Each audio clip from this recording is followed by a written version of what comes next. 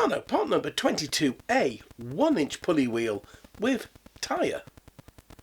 From the 1930s, this is from my set 9, from the blue and gold period. Hi folks and welcome back.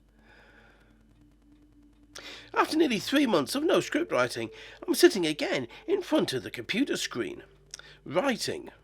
Starting to write, this on New Year's Eve of 2023. And the reason for the gap in writing has been my house move.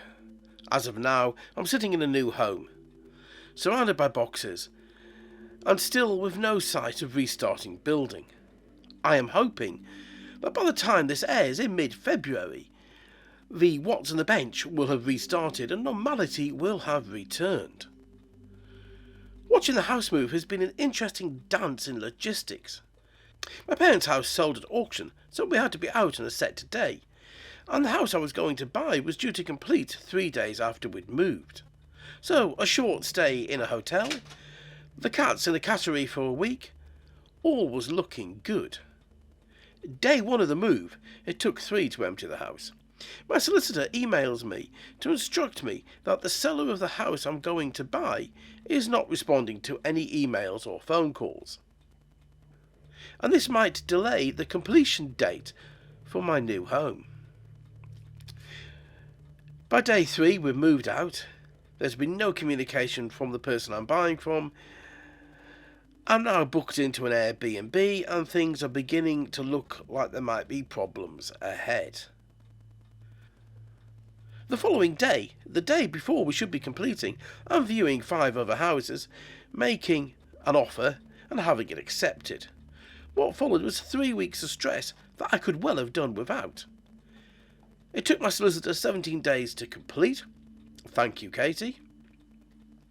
The cats had 4 weeks in a cattery instead of 1. Pickfords, I cannot thank you enough for your work and support during the move.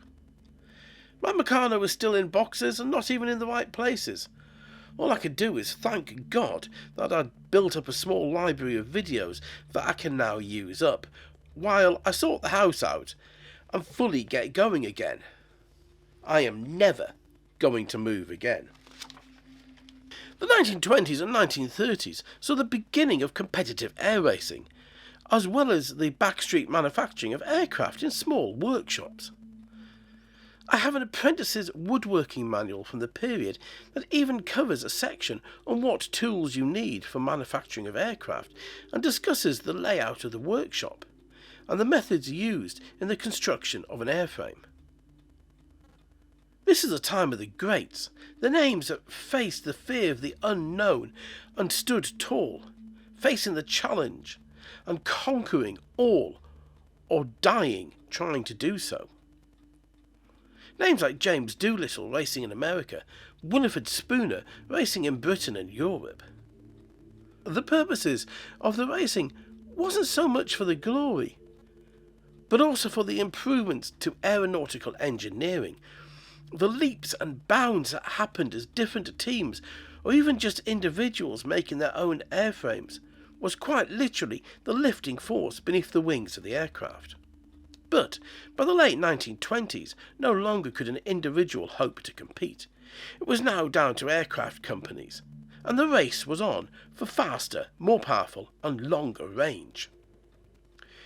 The Schneider Trophy gave Britain the Spitfire, the striking sword that the RAF could use against the Luftwaffe to defend these shores. The P-40, who saw gallant service with the RAF, came from the racing stock of Curtiss aircraft flown by Jimmy Doolittle. The P-40 would see 20 years of active service, only being retired from active duty in 1958 from the Brazilian Air Force. But if it wasn't for the P-40, would the P-51 Mustang have ever come into existence? Designed and the prototype built in just 102 days. It would see over 40 years active service, retiring in 1984 from the Dominican Air Force. But it's still worth noting that even though the improvement in the 2 decades was great, more was achieved in the 4-year period from 1914 to 1918, and then again from 1939 to 1945. That the drive and need for both conflicts gave us the requirement and opportunities to achieve what we have. As war all too frequently does, after all, the P-51 was built because North American aviation didn't want to pay Curtiss for the honour of building the P-40 when they were approached on the 30th of May 1940 by the RAF.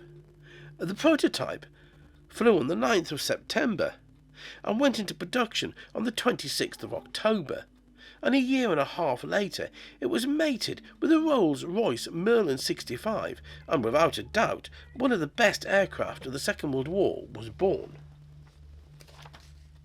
The late 1920s saw one of these new companies start, the Comper Aircraft Company. The owner, Nicholas Comper, was born in 1897, and after attending Dulwich College, he joined Airco as an apprentice. In 1915 he joined up, applying for the fledgling RFC, the Royal Flying Corps. After the First World War, Comper went on to serve with the RAF, spending most of his time in research and development, and finally teaching aeronautical engineering at RAF Cranwell to train officers in the principles of engineering. One of his pupils was Frank Whittle, who would go on to invent the first workable turbojet engine. And here's a bit of intrigue. Frank Whittle was not the first to patent the turbojet engine. That was a Frenchman, Maxime Guillon. In 1921, he was an agricultural engineer who designed an axial flow turbojet. At the time, with the technology level we have, it wouldn't have worked. But that's not the point. He had the vision, saw the possibilities, and made a damn good attempt at the problem. Of course, the first to fly turbojet was Hans von Orhan, the German engineer. Anyway, I digress. The Comper Aircraft Company only really had one great success, the Comper Swift, which is the source aircraft mentioned in the text for this build. And the Swift was built for just the sort of racing that was happening at the time. And of the 45 aircraft that were built, 8 have survived, which is rather amazing considering that any form of racing is linked to certain risks, namely that of crashing. Like many small companies, the Comper Aircraft Company didn't survive long during the Great Depression of the 1930s. Of the 5 models that Comper produced, only one, the Swift, would have a production run. The other 4, the C-25, the Mouse, the Streak and the Kite, only had one airframe built. In August of 1934, the company ceased trading, with most of the directors resigning, including Nicholas Comper, the founding drive behind the company. The company was reformed as a Heston Aircraft Company. Nicholas would go on to form a design consultancy with Francis Walker called Comper and Walker Limited in 1934. Nicholas was to pass away 5 years later, in June of 1939, during the build-up to the Second World War. He had always been a practical joker, and was barred from a pub one night when he was caught trying to set a firework off inside. The fireworks of the period were nothing like the ones we have today, that resemble a military bombardment, not unlike that of a Russian Grad missile system in full fire mode. Upon leaving the pub, he decided to carry out his plan of setting the firework off, and bending down to light it, he was stopped by a passer-by, who asked him what he was doing. Comper informed him that he was an IRA man, and he was planning to blow up the town hall. Maybe not the best answer, considering what then happened. He was promptly struck by the other person and knocked to the ground. As he fell, his head made contact with the curbstone, and Nicholas Comper suffered a cerebral hemorrhage. He would later die in hospital.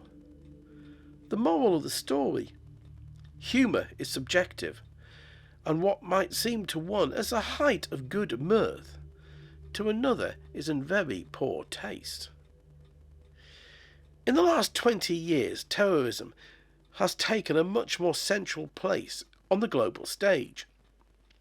But even nearly 100 years ago, it was seen as poor humour to joke about. The Second World War would see the end to the golden age of flying. The Art Deco period passed, and we entered the 1950s with jet engines, and our sights firmly set on space. Aircraft design of the period encapsulates the movement so well. And that's the thing about science compared to design.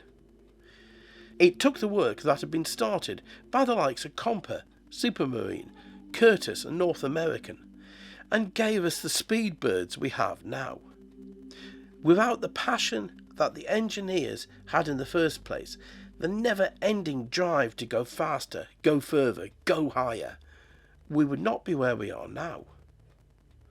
And also the knock-off leaps in technology that have happened with this sector of engineering. But there is one nation that always seems to be at the front, and that's France. The nation has an affinity with art, passion, and transportation.